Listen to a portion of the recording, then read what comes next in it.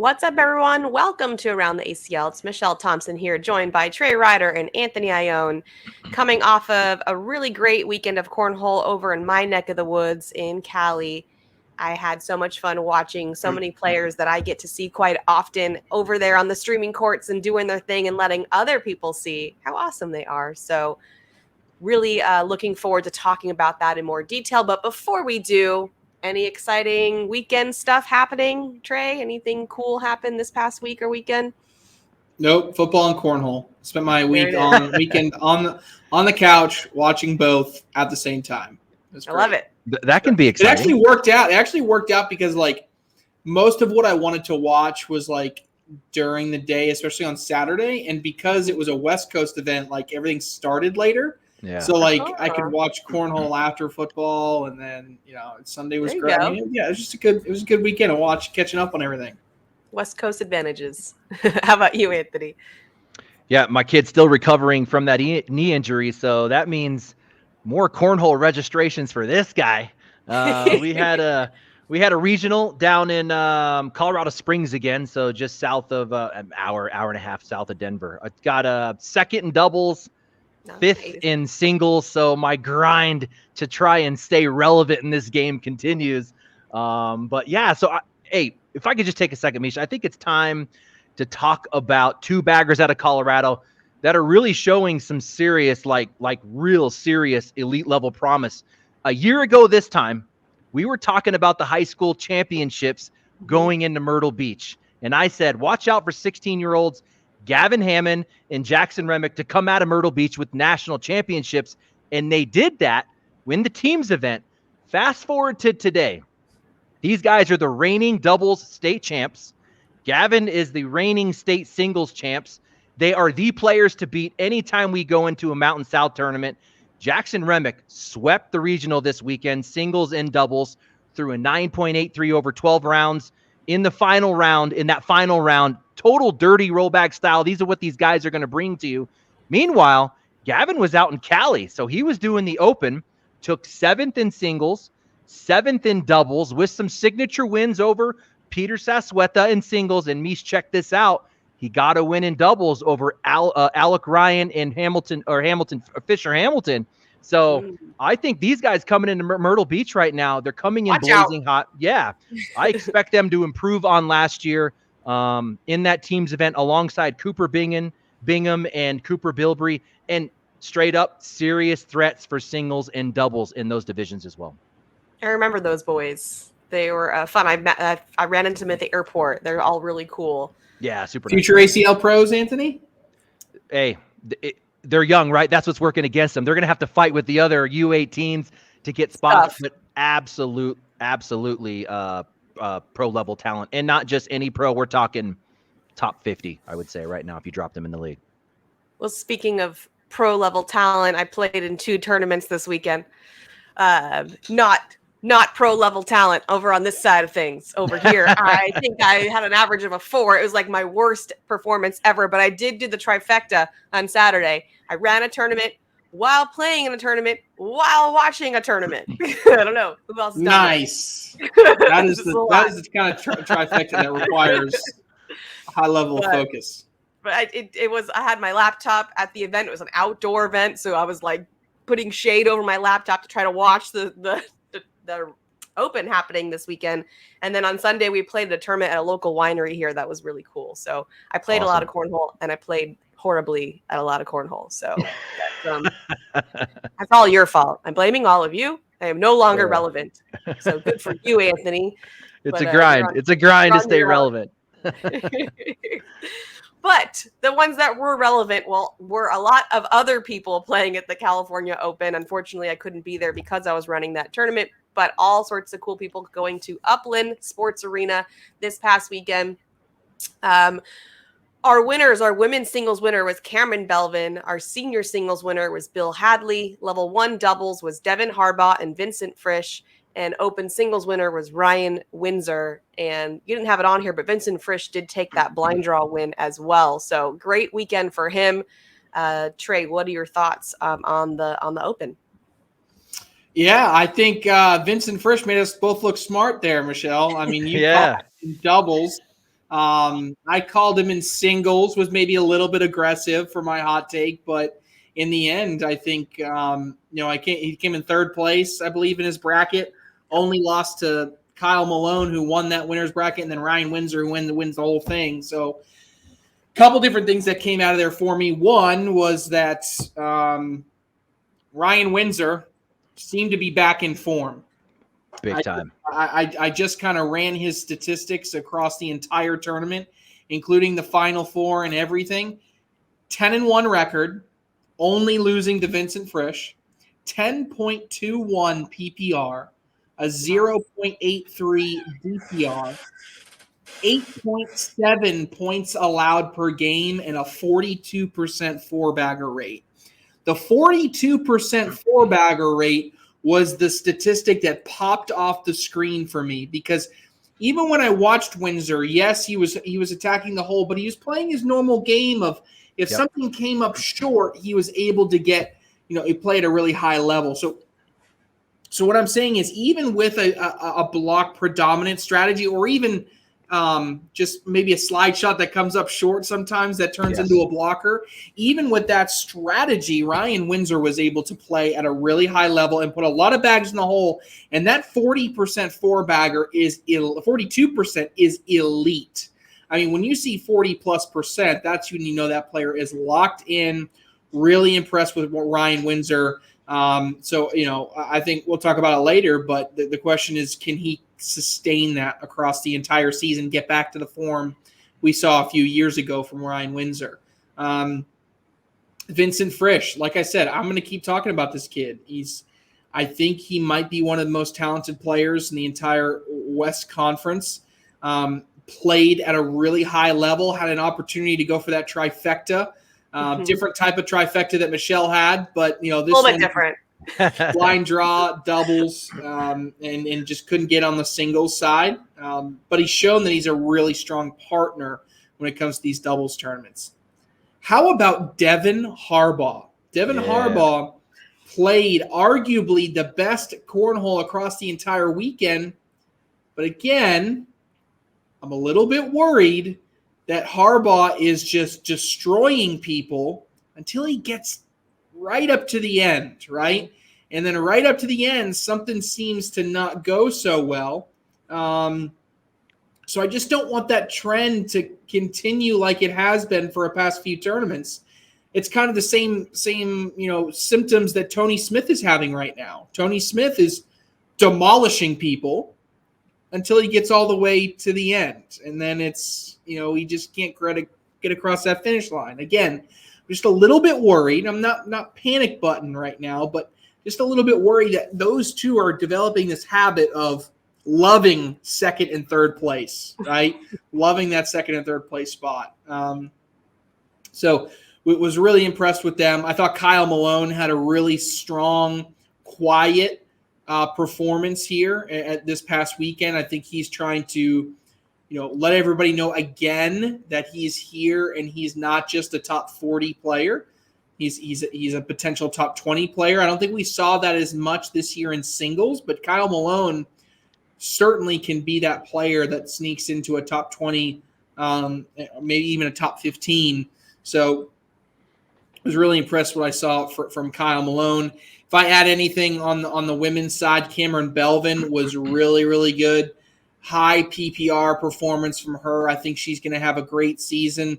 I'm just hoping she continues this throughout the entire year. And if so, I think there's no reason why she can't battle Sarah Cassidy for that number 2 female spot that she's held for the past couple of years. So, or maybe even number 1. We've seen her beat Cheyenne before, so we'll see if Cameron Belvin keep that rolling. I think that was a big win. I mean, if you look at who's won, I tweeted this out.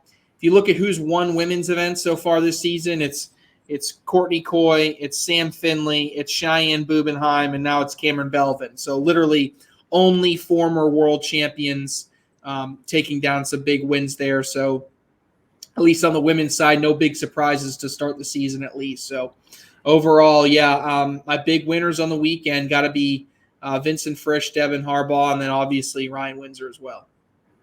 Now, you didn't mention it, and Anthony, I'm not sure if you're going to cover it, but there is something specific about how far Vincent got in singles. That A bracket was insane. I mean, that was not the bracket you wanted to be in. So to get really far in that bracket is impressive on its own. But Anthony, what are your thoughts?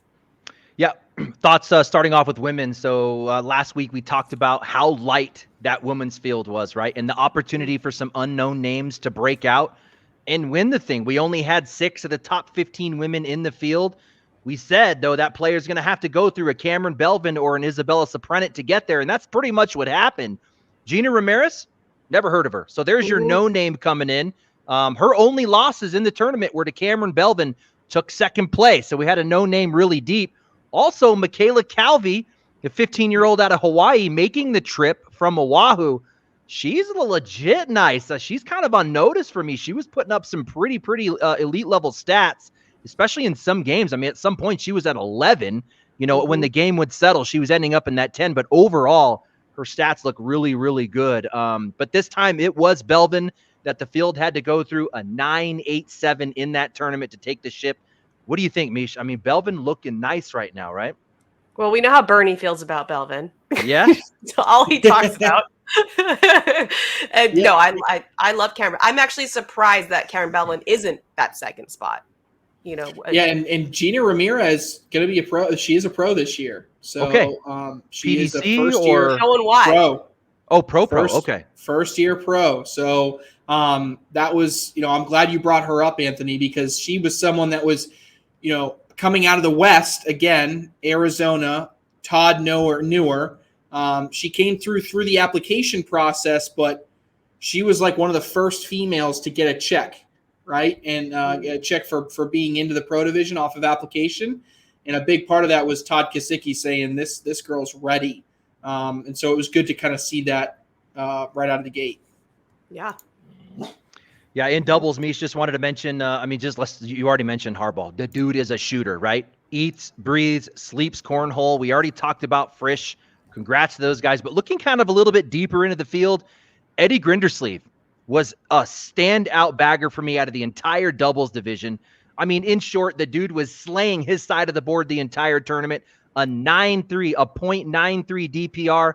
His partner, Kenny Tackett, just couldn't match that level of play. They ultimately took 17th. Very similar story for Justin Burton Jr. He was fire.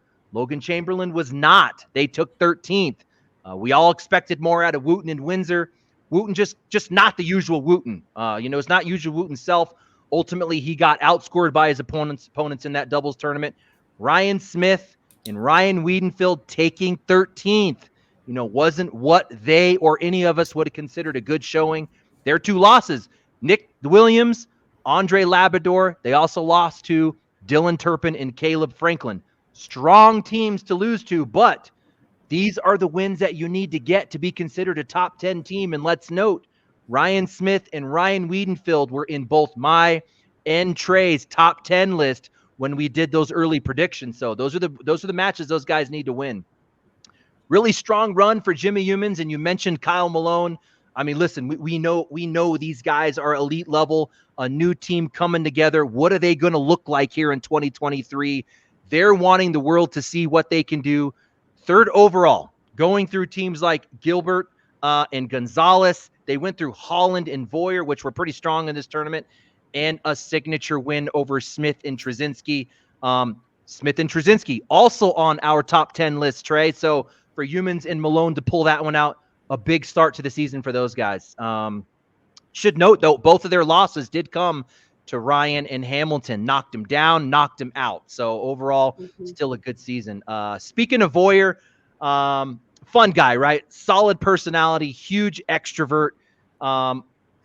It just seems like a pretty fun guy. So, Mish, this one will be fun. I think you'll find this one funny. We were going back and forth before and during the tournament.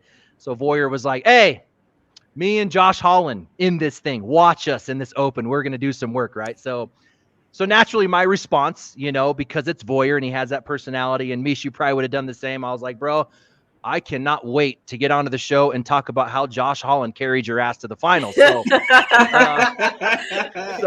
Mish, I'll let you be the judge of this, right? Voyer, He throws a respectable 9.53. Mhm. Holland throws a 9.07. But Holland wins the DPR battle. Holland with a 0.34. Voyer, half of that with a 0.18. Who carried who, Mish?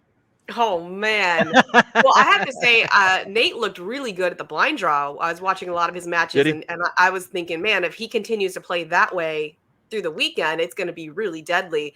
It did seem to fall off a little bit. So I'm going to go, man, you go DPR. This is the debate, right? Yes, it is. DPR, PPR. Well, what about that like magic stat when you combine it together, the one that Mike always talked about? Then the efficiency value or whatever. Yeah, you got to go to that one. All right, we'll call it even. We'll call it even on this one.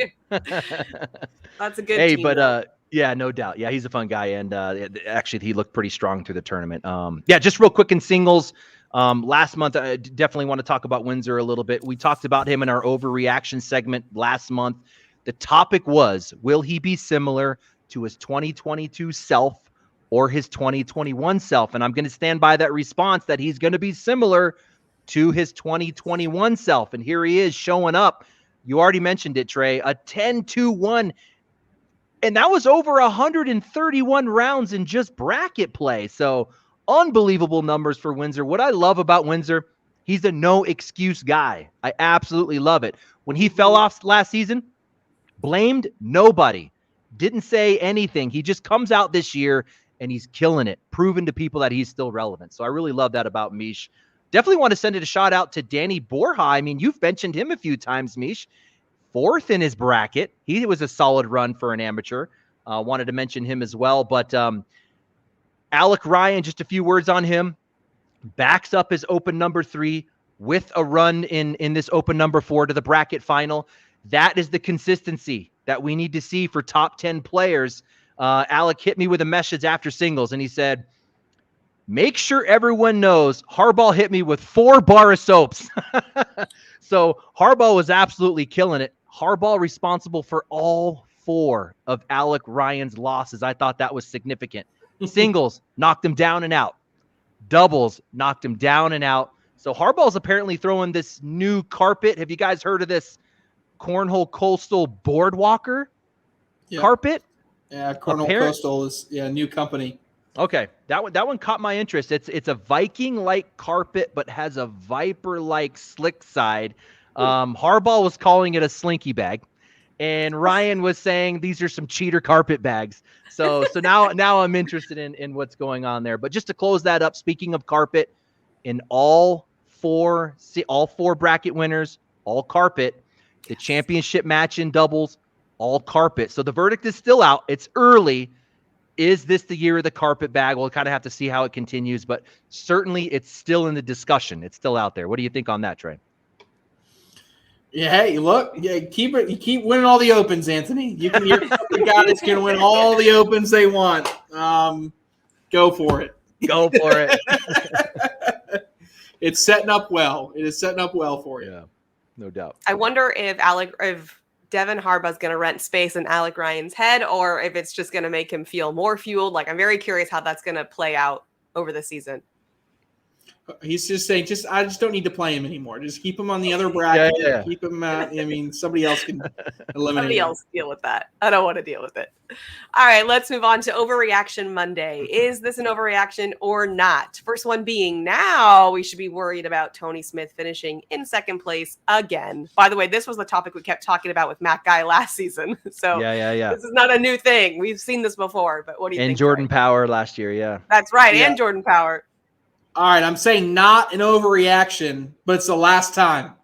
If he comes out in second place again, I'm overreacting. All right, so you get one more shot of finishing in second place, Tony Smith, or else I'm hitting the panic button. I think he's still in a fine place. He's still getting all the way there, right?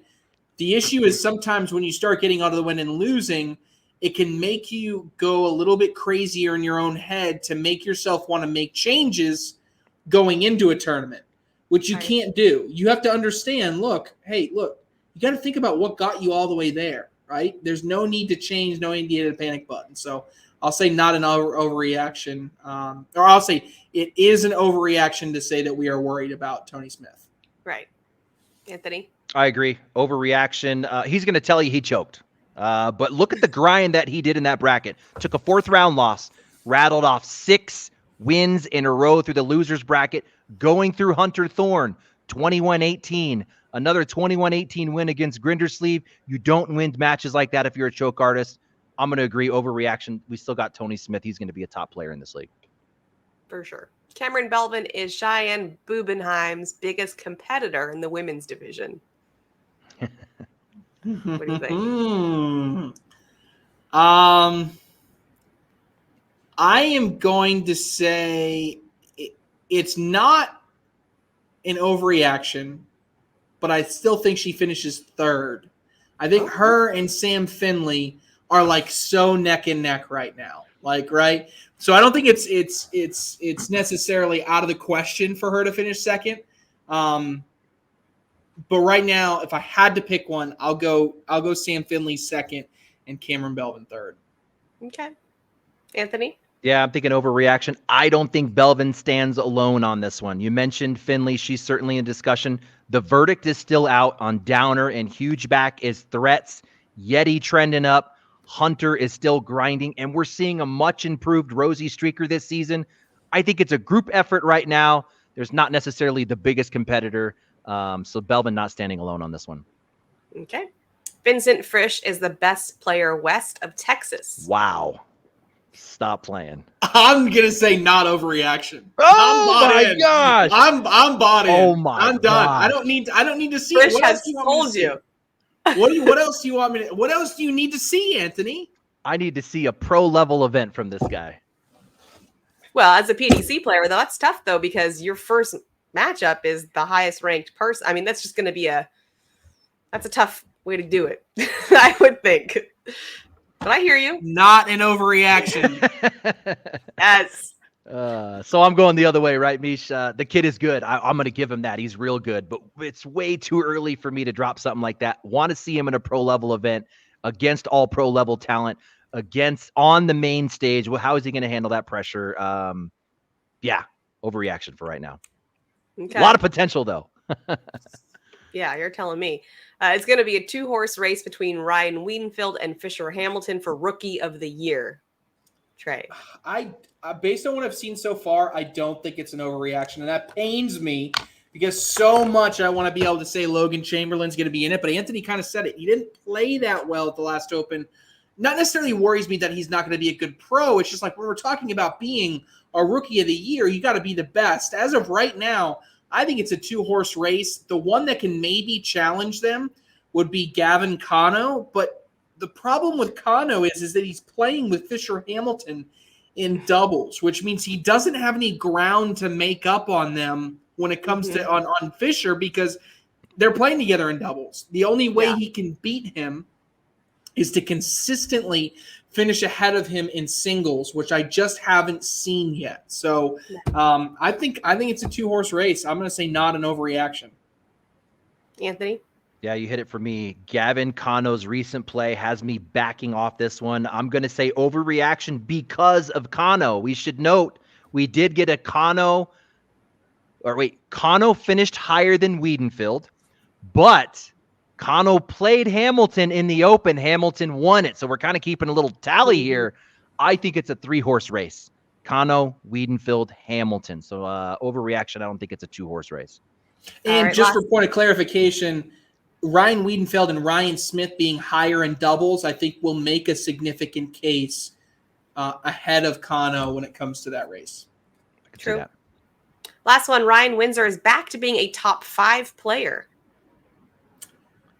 I'm going to go again. Anthony and I are going to switch on this one. I promise you. What he said about Frisch, I'm going to say overreaction. I'm not ready to give that right back.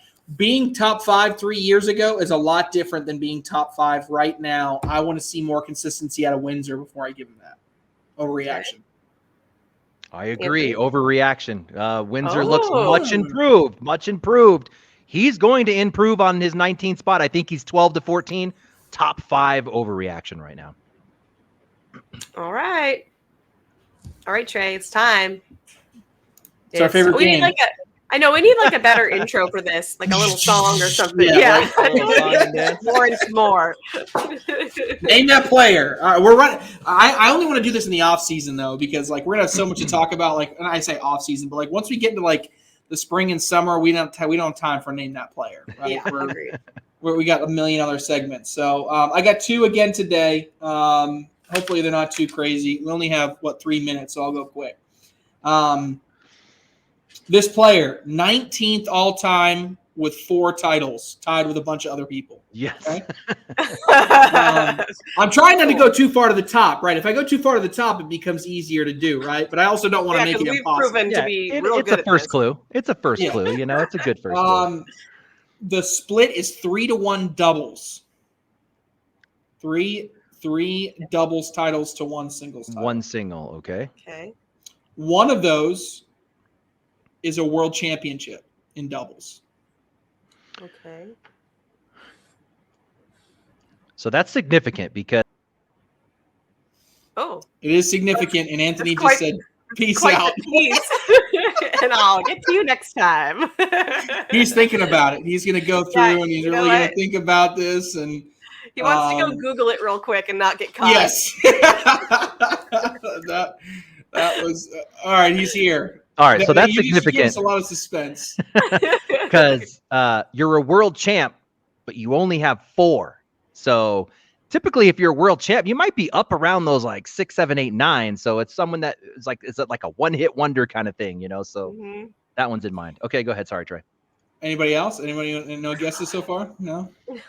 Well, no. I'm sorry, my Okay. dog. I kind of feel like only singles win is in a shootout. okay. That means they This won person- any shootout, right? Like any of the shootouts, like the one Any of leading the up shootouts. or won the whole. Okay, got it. They have made a Final Four in singles at a national twice in the past 2 years. See, we can't go. Say that again. I'm sorry. And over the past 2 seasons, they've made a Final Four at a national in singles twice. Final Four. I got nothing. Dude. Was it the last clue? All right, I'm going to throw one out there. No, because did he win a Jay Rubin? Oh, he got it! Oh, He got yes! it! Wow. I'm thinking he just won that world championship. He's a pretty strong singles player, but I wasn't sure if he'd won a shootout. I was trying to remember Won that last too. year in Iowa. It was last year? Okay. Yeah, it was in 2021. The last clue was going to be he's a current world champion. Okay, that had done it Then right you would've there. gotten it. Yeah. All right, last one. I'll go quick. This person is 12th all time with 5 titles. So Okay. one more than Ruben. The split is 3 singles to 2 doubles. Pretty even. This player has never won a doubles title with their pro partner. Huh.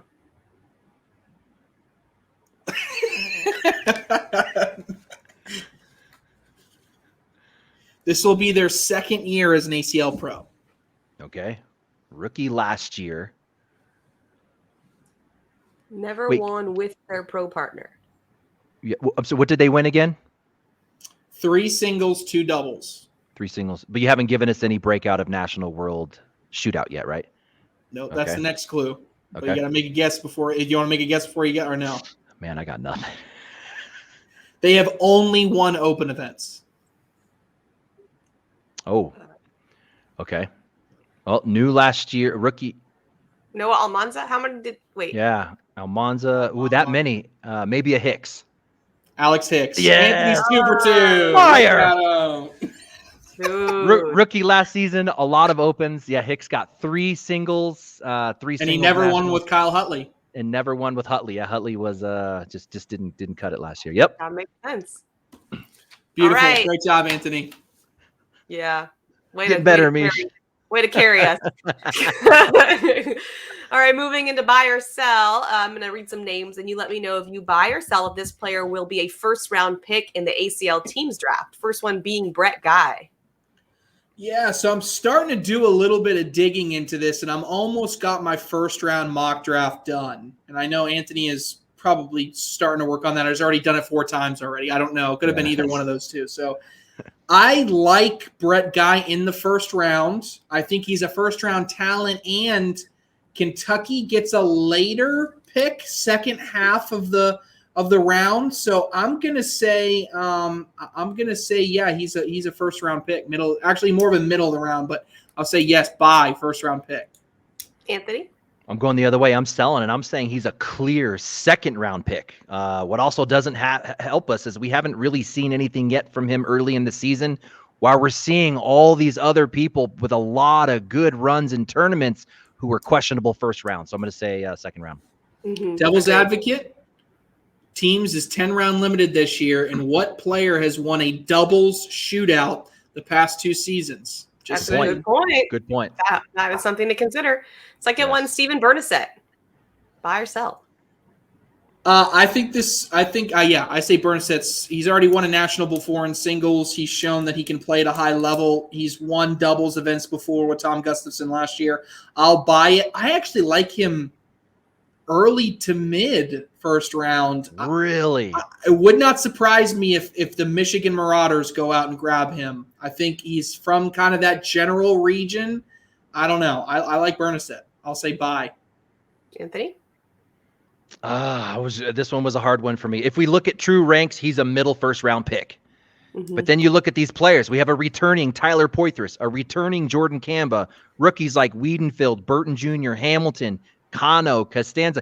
We have Alec Ryan, who's supposed to be a second round pick based on ranks, who's a clear, to me, he's a solid first round pick right now. But here's the twist. You mentioned the Michigan Marauders. You've got Gustafson and Bernasset both out there. I think if it came down to having to pick one of the two, Gustafson gets the nod. I think he gets the pick. I think Bernasset's overlooked. He goes in the second round. Justin Burton Jr. What do we think? I like Justin Burton Jr. I just couldn't find a place for him when I went through my mock draft. I just didn't see anybody jumping out over him. I think the people that are going to be apt to take him have other priorities. I'm going to sell and say he's a second round pick. Anthony? I'm going to buy it. Texas has a late pick, the 12th pick. I think AJ Sims is gone by the time Texas gets a pick. I think that moves JBJ up the list. He's a strong potential pick by Texas, number 12 in the first round. Who do you think takes AJ? I know. I looked at that. I'm like, he's just too talented. When you look at the pool of players, I don't think it's going to be a clear fit, like an obvious fit. But I think whatever captain looks at the best available list and says, we have to go get AJ Sims, and we'll figure out how he plays into our team. Kobe Costanza, buy or sell? I think I need to see if people are going to want to see more from him. So I'm going to sell that. Say he's actually, I think, a mid to late second round pick. Interesting. Anthony? I'm right with that. I think he's a first round talent, but goes in the second round. We don't have much recent history on him to persuade me to a first round. Right. And last one, Berkeley Pear. This one is tough. I think if Virginia is late in the first round, or here's the other condition. I think Carolina may go get him if Tyler Poitras is not still on the board. They get the last pick. But I think Tyler Poitras may still be on the board that late in the round. I think he may be one of the last picks in the round. I don't know. But what I think Virginia, with the third pick, they may go get Ryan Smith. So I just don't know who's going to go after Berkeley Pear. I think he's one of those guys that first-round talent falls to the second round, and someone in the second round gets a hell of a value. Anthony? Legit bagger. I think he's arguably more legit in other formats outside of the pro-only division. Honestly, no way. I don't see how he fits into that first-round pick. unless there's a friendship or some type of a connection there that blows up the best pick available logic. But logically, I don't see him going first round. It would not surprise me if he's still available on the turn of the first round. The Carolina Coasters snag Tyler Poitras, and then right coming out of there, they grab Berkeley Pear. And now you have Trevor Brooks, Berkeley Pear that played together last season. They've got chemistry. I mean, that could be a good swing right there for the Coasters. I like that. It's a snake draft, right, Trey? Yes. Yeah, okay. Just making sure. All right, let's go into your singles power rankings. We did them before the first open, but now we've seen 4 opens. Let's see how those lists are shaping up. Trey, what do you got? All right, so my power rankings, I'm giving a lot of credit to how things ended last year. Okay? And if you're going to sneak in or move stuff around, you better have done some really cool stuff and been really good so far this season. Okay. Having said that, my list is a little bit jumbled. Number 1, I got Jamie Graham on my number 1 of my power rankings. I think he's already won an open. He was dominant in that open. He swept it. I don't think he's played much at an open level since, so he hasn't, but he was so good at the end of last year. It required an exceptional performance from Mark Richards. And so far, we've seen Jamie Graham carry that. We've seen Mark Richards continue that in doubles, but we haven't seen a dominant yet performance from Mark Richards in singles. So I have Jamie Graham 1. So you're not giving much weight to his last place finish after throwing the football at the last open? No. We're going to ignore that one. Throwing that one out. That one's gone. Number 2, I have Mark Richards. Enough said. Number 3, moving up my list, I have Tony Smith. Right now, he's shown that he's finished top 5 multiple times so far this season, playing at a high level, really, really putting forth a strong performance. I like Tony Smith there. Alex Rawls, number 4. Haven't seen a ton yet from Alex Rawls, okay? He's just someone right on the fringe. He's going to be another top 5 player. I just want to see where he ends up, just waiting on a signature performance there. Number 5, here's where my kind of shakeups really begin. Number 5, I have Devin Harbaugh. Okay? Devin Harbaugh has shown that he is playing at a really, really high level in both singles and in doubles. And if he can just get over finishing second place and third place, he's going to run through a lot of these brackets throughout the season. Watch out for Devin Harbaugh. I have him at 5. Number 6, another shocker, I have Noah Wooten. Jumping all the way into my top 10. Oh my gosh. Wow. I almost talked myself out of it after how he played this weekend. But aside from that, he is playing. When you take the second half of the year into this first couple opens, he's just playing at a really, really high level and been really impressive, has been Noah Wooten. 7, I have Matt Guy. Not flashy so far yet this season, but when you look at statistically, he's still putting out outrageous PPRs. He's going to be there. I just haven't seen him get to a finish line just yet. Number 8, I have Noah Almanza, already an open winner. I think he's holding serve to where he was last season. I like that. Number 9, Tanner Halbert. He only drops because he hasn't played anything yet, right? And I just want to make sure that consistency is still there. And number 10, really, I had to convince myself to keep this person in the top 10. Josh Holland. I don't like what I've seen so far from Josh Holland. He's getting a lot of benefit of the doubt because he was so good last season. But I think if this trend continues, he's going to fall out of there and give room and make room for another one of these players that's had a really good start to the season. So Graham, Richards, Smith, Rawls, Harbaugh, Wooten, Guy, Almanza, Halbert, and Holland are my top 10, Anthony. I'm curious, though, real quick. Where Alec Ryan, does he have any ability to make his way in there? Yeah, so he's got the ability, right? The problem is it's tough for me to say he finished 40th last season and get him all the way to where he wants to be. Yeah. Right now he's in my top 15. If I had a 15 list, he would be there. I want to see him continue to grind at that level. Just curious. All right, Anthony, let's hear yours. Yeah, your list shook up quite a bit. Devin Harbaugh moving in number 5. That one's huge. Alex Hicks, I think, was on your list before. Gone. So you shook it up quite a bit. Wooten moving in.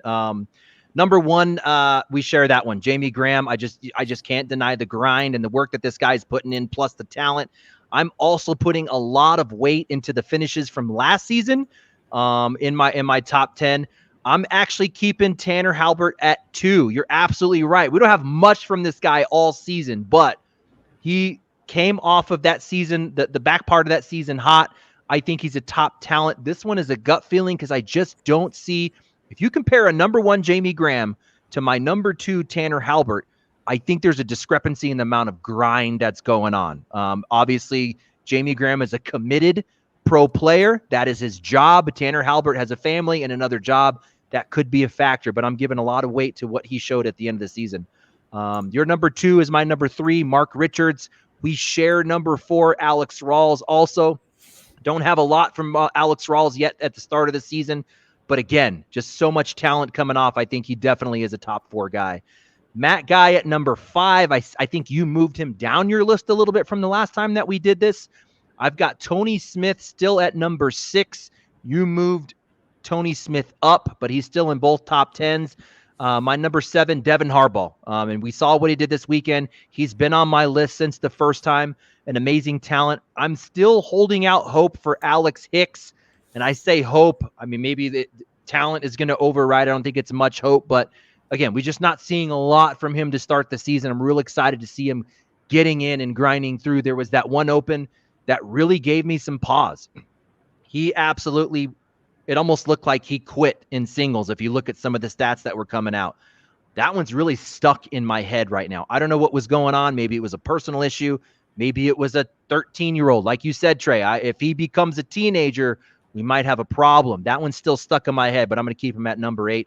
Josh Holland also just barely made my top 10. I agree with what you were saying there. I have him at number 9. Really, where my list changed was 11 through 20 with all the activity going on. I'm still at number 10 because of the performance this weekend. Fisher Hamilton gets my number 10. If Wiedenfield finished ahead of him in Cali, I would have given Wiedenfield the number 10. So that rounds up my top 10 with Hamilton at number 10 there. That's awesome. All right. Got a rookie in there. That's exciting. All right. We have got Thanksgiving coming up this week. So we want to go over some of the things that we're thankful for when it comes to cornhole. So Trey, let's start with you. Yeah, this is like the best time ever, right? We're getting to the holiday season. We're gonna eat a lot of food this weekend. So thankful first. I gotta say I am very thankful for my content team. All of you guys, make this an awesome place to work and an awesome place to just generate content and talk about cornhole. I mean, how awesome is it that we literally get to talk about cornhole as much as we want to? So it's Anthony, Michelle, Bernie. We have Jeff McCarriger. Literally Haley, who does a lot of our content. Jenna doing a lot of our content. Wally in front of camera. Rosie behind the scenes that does a lot of work for us. So when it comes to the content side, really, really appreciative of everything and thankful that I got a great team that makes the ACL look good. Because if it wasn't for you guys, then we would, we wouldn't want to put Stacy in front of camera. Trust me, he would not. Or in front of a microphone. He's good for one line a year. Who hates teams, right? But aside from that, so thankful for that. So what thankful was the hot damn? We're in Rotterdam. Hot damn, we're in Rotterdam. That's right. We got 2 lines. 2 lines this season or this past season. They're like a month apart too, not even a couple of weeks apart. Right? He was on fire. He was on a roll. So super thankful for that. Thankful for an incredible division of ACL pros that are continuing to develop. Thankful for our executive team that does a really great job of doing stuff behind the scenes. For better or for worse, I'm probably the one that ends up in front of camera most in front of a microphone for the most of the time, but there's a lot of great work that happens behind the scenes, whether it's Sean on the technology side, it's Todd working through all the directors and working with Dave Weiser and Josh Keck to really make things roll. Fred Buchero on the operations side, the logistics man him and Kat Kennedy Halbert working really strong together. Ron Freeman doing all of our merch and development on that side as far as licensing goes with Sydney that busts her ass on a day-to-day basis. I'm definitely forgetting people, but I think in the end, I'm just saying I'm thankful for the team that's kind of developed on the content side, but also the pros that we've helped develop, and ultimately the staff that we have here. Awesome. What do you got, Anthony? Hey, I'm not a very emotional guy, but this is going to sound pretty emotional. I'm a pretty black and white guy. You don't get much emotion out of me. Yeah. I really do stand behind this. So it was so clear for me when you said, what are you thankful for in Cornhole? Straight up, I am absolutely thankful for the opportunity and position that I've been put in as a member of the ACL content team. You mentioned the names, Trey. You guys, Bernie Neighbors, Wally, Jeff McGarriger. We get Haley in the live feeds running the truck. Some cameo appearances from Kat Halbert. Just had absolutely great times. And look at us right now. I mean, we're sitting here together on the show, being able to talk about the sport we know and love to an audience of cornhole-minded people that share the same passion. Being able to jump on the mic at the Nationals, on the live streams, multiple locations around the nations. I mean, Trey, you put me on NBC, ESPN to be able to really portray my version of the game through the mic to the cornhole fans that share that same mindset. It just blows my mind that I've been given this opportunity. And I recognize that there's other cornhole-minded people out there. So I'm very humbled and thankful to have been chosen to be able to do that, to be able to represent the pros as an ex-pro in the content team, to be able to represent you guys out in the content world. So I don't know. I take this position very seriously, and I really strive to bring, the best content I can forward to the cornhole population. So I'm very thankful for that opportunity. Thank you. Agreed. I'm going to kind of piggyback off of you, Anthony, because while I've only been involved in cornhole for a couple of years, I have been trying to make my way onto a camera in front of a mic for the past 15 years. So it has been a grind of me trying to make my dreams come true. And I'm honored to have them coming true in this unique way with the ACL. And it's really cool to be able to go towards what I've always dreamed of, and also to be able to work with really cool people, because doing it alone is just not fun. Trust me, I've tried.